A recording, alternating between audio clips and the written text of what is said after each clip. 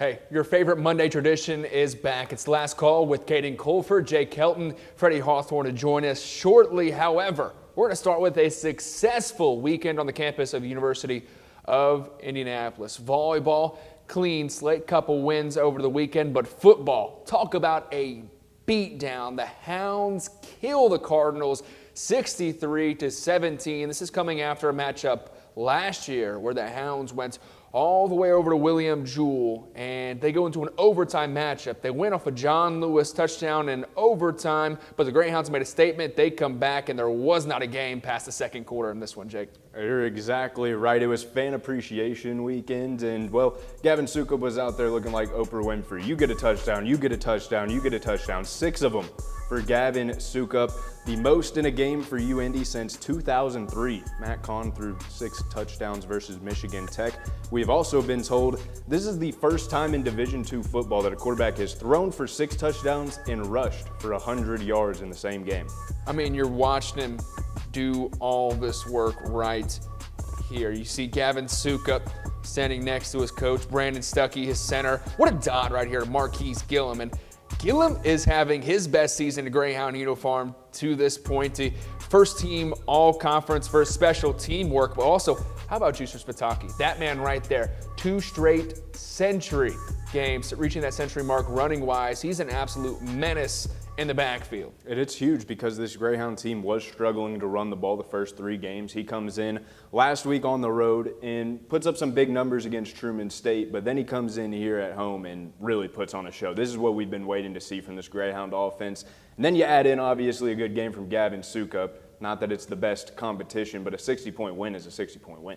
First time the Greyhounds scored 60 since 2021, and Keevers is now 33-0 when his team scores 40+. And when we look at that stat, it's pretty much tells its own story, right? When you score 40, it's pretty hard to lose a football game. When you look at Gavin and all the skill players around him behind an offensive line who has had some shaping around to do, some movement here and there, they've really started to piece things together, and it's really starting to look good. Yep, and it's coming together at the best time. You're heading towards now the center and the back half of the season. You got 5 games left if you are the Greyhounds, and all winnable games. I mean, we talk about this week in, week out. Next week you got Missouri S&T on the road in Rolla. You and I went there 2 years ago. Fun place to play at. When we were there, I think the entire campus was ripped up due to construction, so probably a little bit better sight for everyone to see on the campus. But I thought S&T had a pretty good campus. S&T also can be an overlooked football squad as well. Upper Iowa was their opponent last week. S&T walks out of that game as losers by 10, if I'm correct. Score was 34-24 in S&T. But those are 2 teams to watch in the GLVC as the season progresses. Upper Iowa still undefeated in conference play. Greyhounds the only other team to have that notch to this point. And S&T can be a trap game if you're not careful, especially on the road. Definitely one you want to look out for. We saw last year it was William Jewell was that trap game for the Greyhounds. It seems as though a really good game at home followed by a road game can sometimes be a trap for the best teams. Well, looking later into the schedule, S&T, Lincoln, Quincy, Baptist, and then Upper Iowa. We look to the end of the season. If the Greyhounds stay at the pace that they're on and Upper Iowa stays at their same pace, that could very well turn out to be a conference championship game. It's definitely the way it's looking right now. We'll see how Upper Iowa handles the other 2 better teams in the conference, McKendree and Truman State. But as of right now, Upper Iowa is looking like the second best team in the conference. We said Hounds by 40, and well, that's exactly what happened. Gavin, the defense, skill players, coaches, everybody on deck, and the Greyhounds look to replicate against Missouri S&T in this upcoming matchup. We'll take a break, but when we come back, Division I football does not stop for anybody. IU had a bye, but they have a big game coming up next week. News. How much time we got? Okay. Coffee. I love coffee. We're on the air. All right. Good evening. I'm Chris Hammer, here to report the news For you. For your campus, local, and national headlines, UIndy TV News has got you covered. Wednesdays at 6. How about some Notre Dame football to start us off here?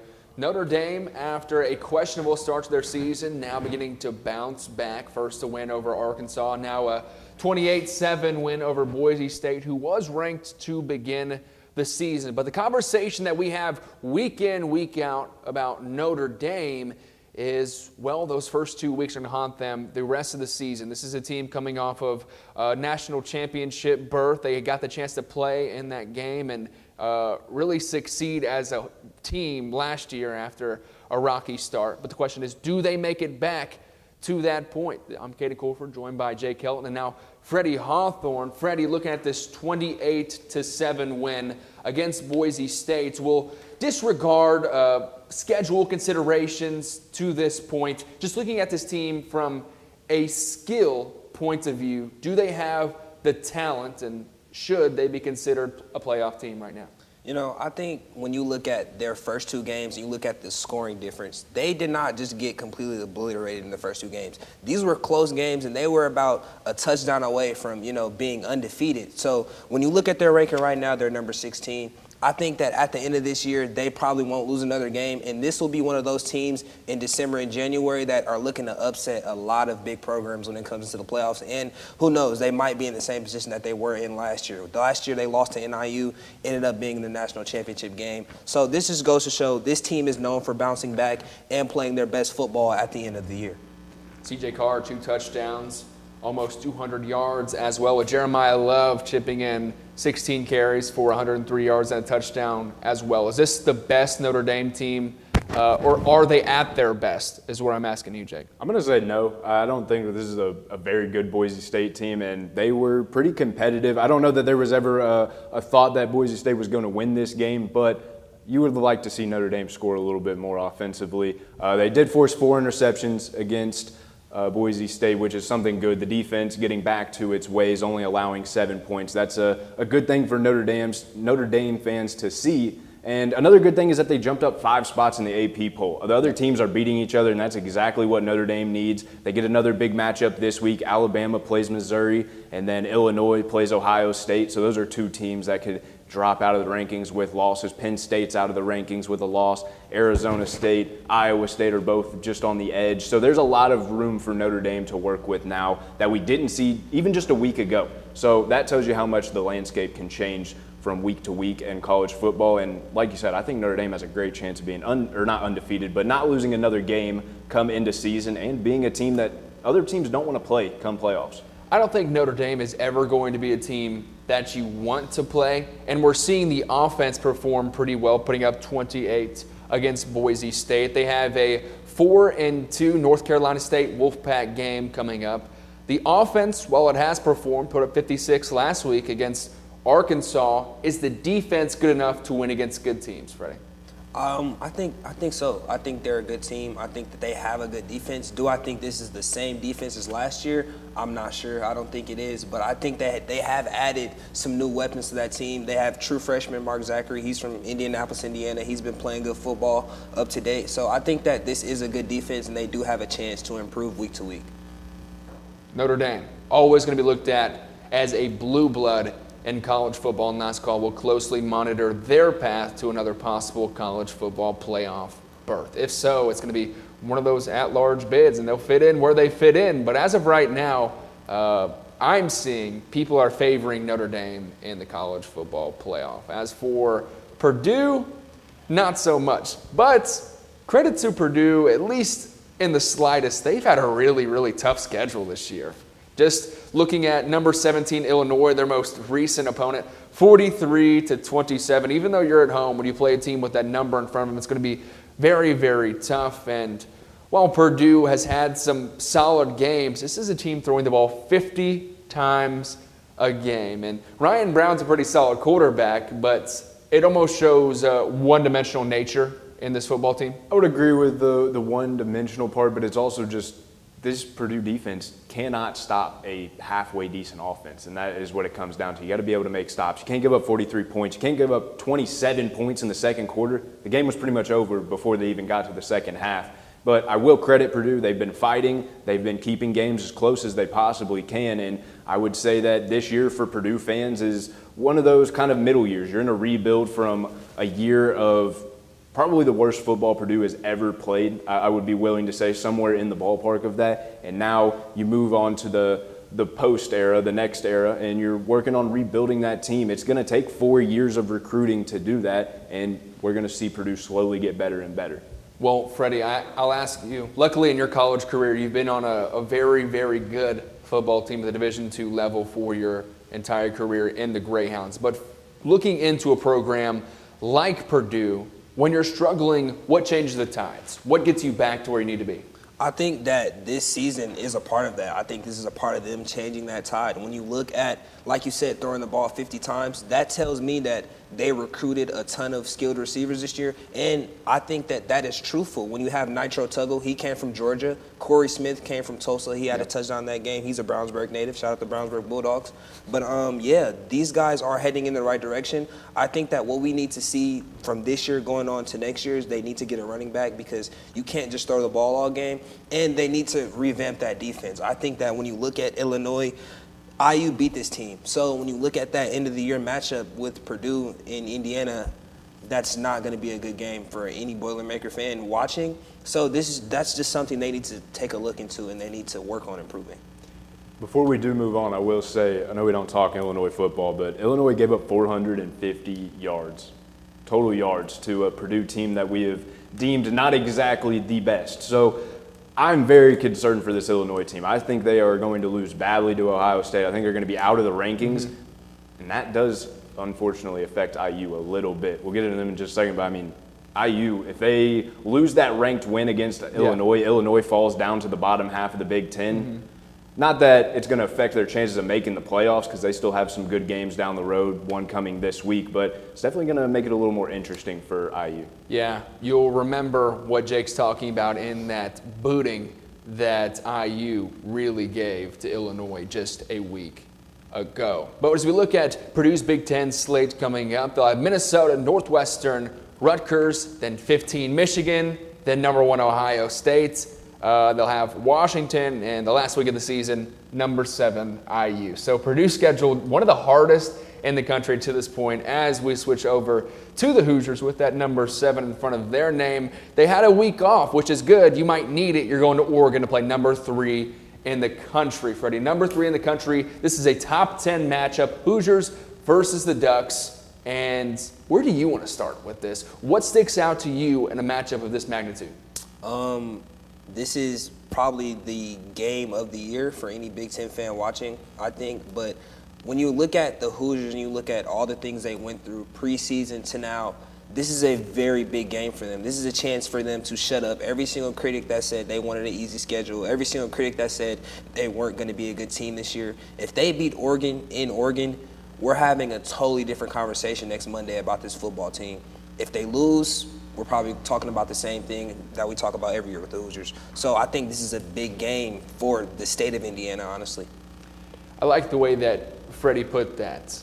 Do you agree that we're going to have the same conversations we've been having for weeks on weeks about this Hoosier team if they lose? And is winning even a possibility for Coach Ignetti and this IU team?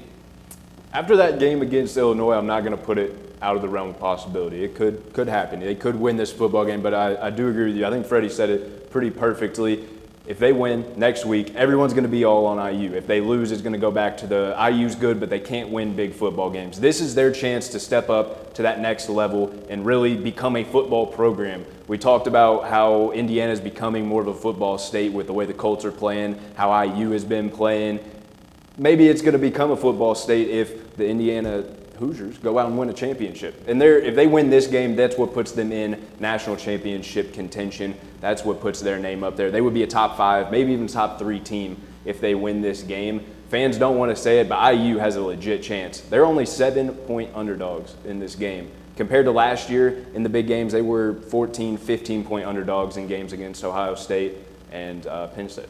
Well, depending on how you want to look at Penn State was top 10 for a lot of this season, and Oregon would end up beating Penn State at Penn State 30-24, but after a bad loss just a few days ago for the Nittany Lions against an 0-4 UCLA squad, they're bumped out of the top 25, which makes this Oregon team, I think, a lot more approachable for Coach Ignetti and his squad. I think that you should go into this game with high hopes. I have no doubt that IU will. It's going to be tough because it's on the road. If this was at home, I would almost consider the Hoosiers favorites. I am a big proponent of IU right now, and I know I go back and forth on this team, but it's really just a week-by-week basis of how they want to perform, right? Because you go from Indiana State, you make the transition to Illinois, and so we see that this team can do it at a high level. Can you do it at the highest level is the question. I think they have that ability, and they just have to prove it this coming Saturday.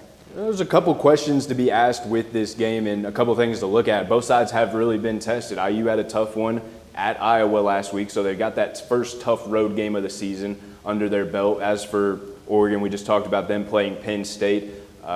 They haven't had the toughest schedule thus far, but I mean, that Penn State game was a hard-fought battle. So they're both kind of tested. They're both coming off of a bye week. That's something to keep in mind. Both of these teams had an extra week to prepare for each other. This is also the top two Heisman favorites right now, in Dante Moore and Fernando Mendoza.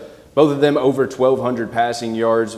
Mendoza, 16 touchdowns, Moore, 14. Each has an interception. This could be one of those games where you look back and say, oh, that was his Heisman moment. And now's your opportunity if you're Fernando Mendoza to take IU to the top of the mountain. And if you're Oregon, you got to remain up there. If you're going to be the king, you got to stay on top. To be one of the best in the Big Ten, you got to beat the best in the Big Ten. Two of the best going at it this coming Saturday. That's our look at college football, but we're going to move up to the pros when we come back and talk some Colts of today and yesterday.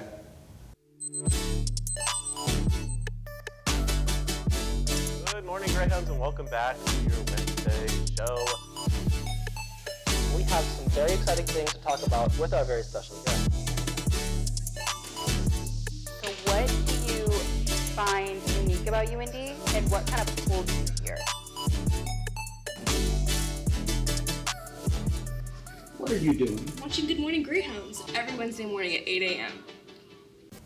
Last call. We're back. We talked Hoosier football at the college level, and now we're going to move up to the Indianapolis Colts. 4-1 to start the season after a huge, monstrous 40-6 win over Vegas yesterday at home. And I got to say, these Colts look really, really good. And that's an understatement, especially in Indy. I think Indy is one of the toughest places to play in sports right now. I think that's why the Fever had their run in the playoffs. I think that's why the Colts are having a really, really nice spurt to start the season. 40-6. Freddie, I'll go to you first. Where do the Colts go from here?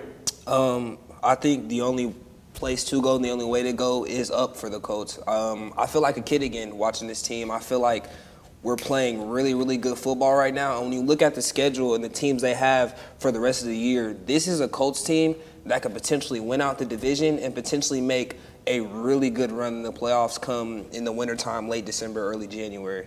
Well, the Colts currently sit on top of the AFC overall, obviously on top of the AFC South as well. And I think they have a very good chance of winning their division and maybe even winning the conference as well. I think that's kind of the conversation that we moved into now for the Colts. They started off kind of slow in this Vegas game, but once they got things going, 20 points in the second quarter, 20 points in the third quarter, it was pretty much over as soon as the Colts offense started going. And they forced this Raiders defense into some tough positions. They put the offense in bad places as well. So they really did everything they could to make Vegas lose this game. If you look at the yards, pretty similar. All the stats, if you look at them, they're pretty similar other than the points, and it's because of the position that the Colts defense, the offense never put the Colts defense in a bad position. That's why. Man, Zaire Franklin, multitude of tackles, 2 takeaways. Look at Daniel Jones on the other end, 2 touchdowns, over 200 yards passing. Jonathan Taylor, a fantasy owner's dream. I was one of those fantasy owners for sure, and I'm grateful for Jonathan Taylor on my squad. 40-6. Freddie, I like how you brought up that this team makes you feel like a kid again, because after the Colts dominates, last call was to go back and look at the best Colts of all time. I kept my list in the Super Bowl era, okay, but let's look at it. Top 5 Colts of all time. I think we'll start at the top of the list, okay, And for me, this was pretty simple, right? There's not many guys you're going to go to a number one aside from Peyton Manning. I got to grow up. Something about me, my dad had season tickets when I was real little. 7 rows up on the goal line. I was blessed, but I was 7 years old. You don't recognize that you're watching the best Colts quarterback to ever play, top 3 quarterback to ever play. Going down the list, the only reason I have Reggie Wayne over Marvin Harrison is personal preference. Reggie Wayne was my first jersey. It'll probably be my last Colts jersey if I ever get to decide that. And just a consistent performer for year on year, game on game. He led the league in passing yards. He was all-pro at least 3 times. My go. Marvin Harrison at 3. There's not much that needs to be said about Marvin Harrison. I mean, just watch his son walk around the league, and he carries that legacy. One of the best receivers to ever touch a football, with Edgerrin James, a rushing leader, 1 year behind him, and Robert Mathis at 5. Robert Mathis is always just Colts defense to me. I think he will be for a long, long time. Organization leader and sacks. That's my top 5. Thoughts? Anybody? I think it's pretty accurate. I think we kind of had similar thoughts. I think you might have a little bit more of a bias towards Reggie Wayne than I did, but I think overall our lists are actually pretty more similar than I thought. But we can take a look over at mine. I think Peyton Manning is the unanimous number 1 in all of this. I don't think that there's ever been a better Colt to put on the uniform, and that's just my opinion.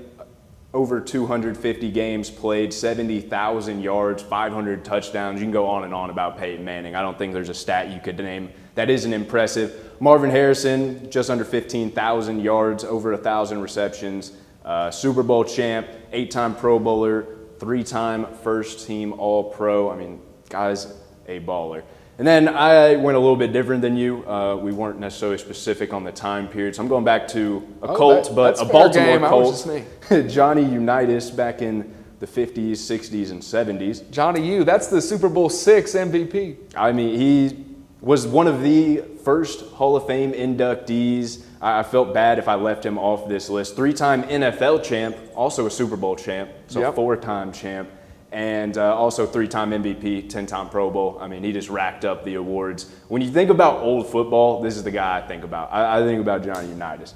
And then the bottom half of my list, this was kind of along with what you were saying, the preference. I'm a huge Reggie Wayne fan. And then Marshall Faulk, just enjoy watching him play. He runs the ball like a monster. I mean, he's trying to take everyone's hat off. How good the Colts had it there for a long time, especially right there, mid-2000s, early 2010s. And if Andrew Luck did a little bit better, he might find himself on this list. But I wanted to put him on. I was this close to putting him on. The only reason that I decided to put Marshall Faulk on here was because of the career he had post-Colts. He had 3 years of probably the best running back game ever. From 1999, 2000, 2001, some of the best running back years I've ever seen. So had to put him on the list. Freddie, you have a chance to put Daniel Jones in your top 5. Is he there yet? Daniel Jones is not in my top 5, but I will tell you who is, and that is Andrew Luck. Coming in at number 1, obviously we're going Peyton Manning. Number 2, Marvin Harrison Sr. Not much to say about that. You know, just look at his son, and that'll tell you enough. At number 3, Edgerrin James, Hall of Fame running back. Could have put Marshall Faulk in there, but my preference, I do have Edgerrin James over Marshall Faulk. At number 4, Reggie Wayne. Not much to say there. One of the greatest receivers to ever play in Indianapolis. And then at number 5, makes me a little sad looking at him right now because, I just think of what could have been. But Andrew Luck is my number 5. I think he's top 5. I think that whenever we had Andrew Luck on this team, we could do anything, and it just makes me think about, that time we were in New England, and I really felt like we could have beat that team that Tom Brady had. So shout out Andrew Luck, and that's my top 5. Shout out Andrew Luck. He's for sure in the top 5 of the fans' heart. That's for sure. Well, I was just telling Freddie about the AFC wildcard game in, 2013 against the Chiefs away at Arrowhead. I've never seen a quarterback perform like that. I think Andrew Luck is deserving of that top 5 spot just for the way that he came in and rallied Indianapolis around their football team again. I remember that 2 years in between Peyton's injury and looks in coming to the league, and it was terrible. It was the worst football you've ever seen in your life. But he was the savior of this team for a good bit. He saved us. He definitely saved us. I mean, what can you say? That when he was here, that time of just our football team, it kind of makes you think that's how we're playing right now almost. Yep. We have that tight end. You know, we had Kobe Fleener back then. Andrew Luck was always hitting him. You know, now we have Tyler Warren. It's kind of giving you flashbacks of how we once were. It's exactly what I was thinking. If you just like walk around the city of Indianapolis, everything is Colts. It went from about 2 or 3 years of a lot of Pacers just because they were doing real good, but now everyone's back on board with the Colts. Everyone's at the games. They're selling out. It was a good game this weekend and kind of what we anticipated, a blowout. Fans were excited, everyone getting their hands on the ball, and honestly, I don't think everybody is happy that Jonathan Taylor's getting into the end zone. Colts fans and non-Colts fans that have him on fantasy. Looking not only into their past, but into their future. Upcoming for the Colts, they'll have the Cardinals at home. Then they'll go to Los Angeles to play the Chargers. Then have the Titans, Steelers, Falcons.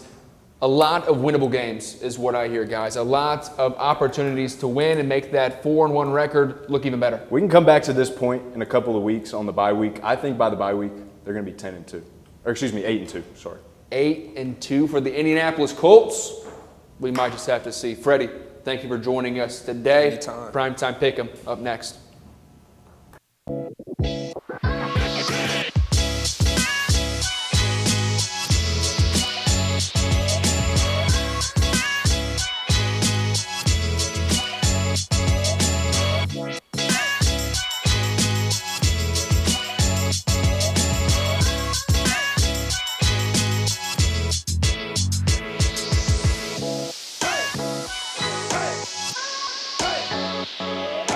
Prime Time Pick 'em, where winners are made. This is last call. Caden and Jake. If you're not familiar with the Prime Time Pick 'em, we're taking a look at Monday night, Sunday night, Thursday, the Colts, and a few others throughout the week that we deem the best games of the week. And it's our job to pick the winners. I'm a one-time champ, but Jake is your reigning champion as of right now. We're going to start off, and with that, I'll give you the floor. Rams at Ravens. Ravens have not been doing so hot. They've been riddled with injuries, and they've been unlucky on top of that. Yeah, this is a tough game for me to pick, but just seeing how they performed this weekend, I don't think I can pick them. The Rams played well against the Colts, and then they put on another good performance this weekend. So I just think that the Rams are rolling right now, offensively at least. Defense is another thing to talk about, but yeah, it was the Texans they lost to, 44-10. That's a pretty bad loss. Ugly game. I feel I'm just gonna have a hard time picking a team after they lose by 34 points. They're missing their star running back or their star quarterback. They're missing people in their secondary. Receivers are hurt. This Ravens team is about down bad as the Bengals, but right now I'm going with the Rams.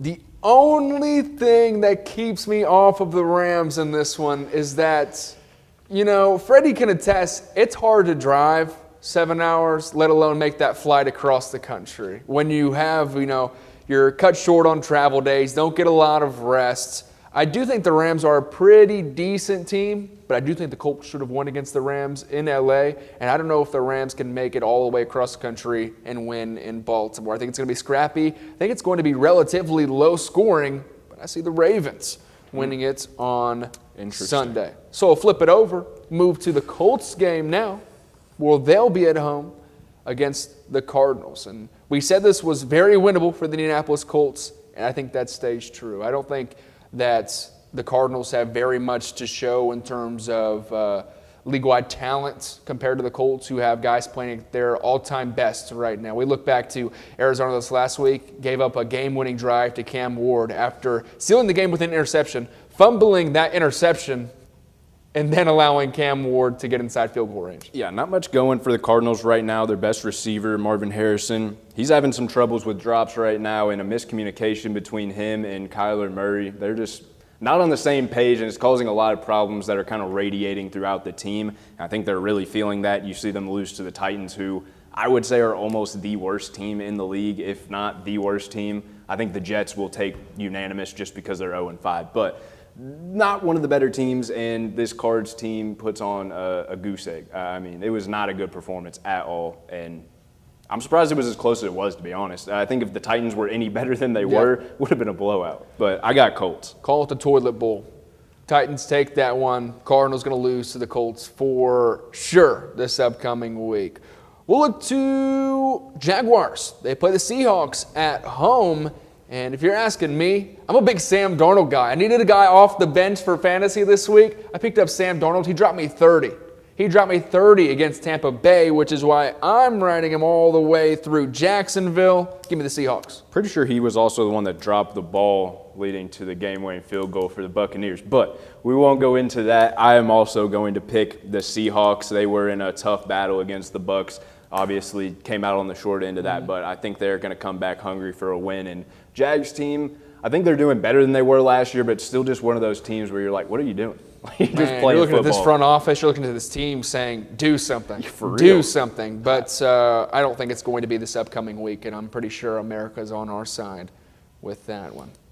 Stay inside the AFC South, where the Titans will head to Vegas to play the Raiders, who are fresh off getting trampled by the Colts. The Raiders have a comeback in them. No. I'm going to go Titans on this one. I think that the Titans, after getting their first win, Cam Ward is going to right the ship, and they are going to go undefeated for the rest of the season. Are you being serious? No. But Absolutely not. I am actually picking the Titans. I think that after a win, maybe you just feel that high and you ride it to the next week, and you catch a team in the Raiders who are pretty much at their lowest right now. They just got decimated by the Colts. You know, people always say, got to get up. You get hit, get up. Well, it's hard to get up after you were beat down, kicked, spat on, thrown around, and ran over with a truck by the Indianapolis Colts. So I don't think it's going to be that easy for the Raiders to get back into the driver's seats. I'm with the Titans again. Final game on the slate could be the difference maker. 49ers going to Tampa to play the Bucs. Jake?